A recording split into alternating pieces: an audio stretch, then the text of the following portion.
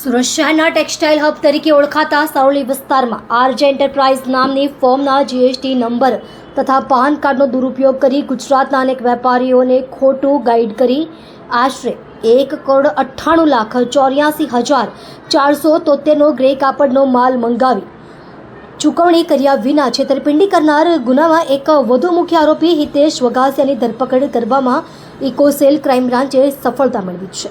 આંગળીના ગણી શકાય તેવા આરોપીઓએ પહેલેથી જ સંપૂર્ણ પ્લાનિંગ સાથે અવધ માર્કેટ 2માં દુકાન નંબર 1015-1016 તથા કુબેરજી એમ્પાયર ટેક્સટાઇલ માર્કેટમાં દુકાન નંબર 4008 ભાડે લીધી હતી.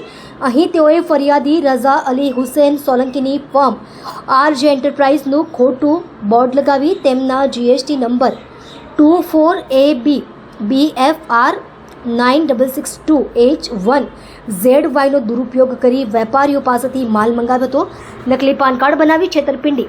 આ આરોપીઓએ માત્ર જીએસટી નંબરનો જ નહીં પણ ફરિયાદીનું પાન કાર્ડ લઈ તેમાં કોઈક માધ્યમથી રાજેશ જેઠવાણી નામના શખ્સનો ફોટો મૂકી નકલી પાન કાર્ડ તૈયાર કર્યું હતું. ત્યાર પછી તેમના નામે વેપાર શરૂ કરી કાપડના જથ્થાબંધ ઓર્ડરો આપી પેમેન્ટ કર્યા વગર દુકાન બંધ કરી નાસી ગયા હતા.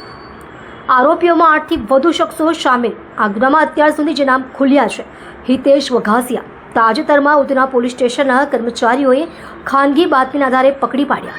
રાજેશ પ્રદીપ જેઠવાણી, રાશિદ શેખ, કૃષ્ણા સુરેશ નાહક, મયંક જૈન દલાલ, શુભમ અગ્રવાલ, પંકજ ઉદ્ધવદાસ બખીજા અગાઉ પકડાઈ ચૂક્યો છે.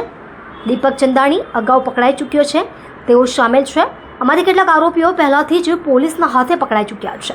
તમામ શખ્સોએ ફરિયાદીના નામે વેપાર કરી 6/6/2024 થી 13/7/2024 દરમિયાન વેપારીઓ પાસેથી કરોડો રૂપિયાનો માલ ઉપાડી ચૂકવણી કર્યા વગર નાસી જવાનો ગુનો કર્યો છે.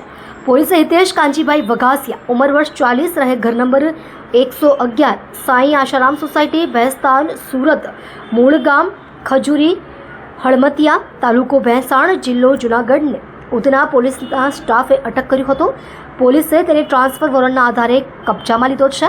આ સમગ્ર ગુનાની તપાસ ઇકોસેલ ક્રાઇમ બ્રાન્ચના પોલીસ ઇન્સ્પેક્ટર M.N. જાડેજા સંભાળી રહ્યા છે. આરોપીઓ એકબીજાની મદદથી પૂર્વ આયોજિત કાવતરું રચી મોટા પ્રમાણમાં છેતરપિંડી કરી હોવાને લઈ દરેક સામે IPC કલમ 419, 420, 465, 467, 468, 471, 120B હેઠળ ગુનો નોંધાયો છે. ફરિયાદી શ્રી રઝા અલી હુસેન સોલંકીએ ડીસીબી પોલીસ સ્ટેશનમાં ફરિયાદ નોંધાવેલ કે તેમના જીએસટી નંબરનો ખોટી રીતે ઉપયોગ કરી અને તેમના નામનું ખોટું પાન કાર્ડ બનાવી અને કોઈ ઈસમો એમના નામે વ્યાપાર કરી રહ્યા છે અને એ વ્યાપાર ખોટા બિલો બનાવી તેમજ ઇનપુટ ટેક્સ ક્રેડિટ મેળવી અને તેઓને નુકસાન પણ કરી રહ્યા છે. જે અનુસંધાને ફરિયાદ નોંધી અને તપાસ ચાલુ કરે તે દરમિયાન 2 આરોપીઓની ધરપકડ કરવામાં આવેલ અને આરોપી જે નાસ્તો કરતો હતો હિતેશ વઘાસિયા કે જે આ પ્રકારના ગુનામાં તેની મુખ્ય આરોપી તરીકેની સંડોવણી છે તેની ધરપકડ કરવામાં આવેલ છે. હાલ રિમાન્ડની કાર્યવાહી ચાલુ છે. ના, એ લોકો એકબીજા સાથે કોઈ પરિચયમાં નથી.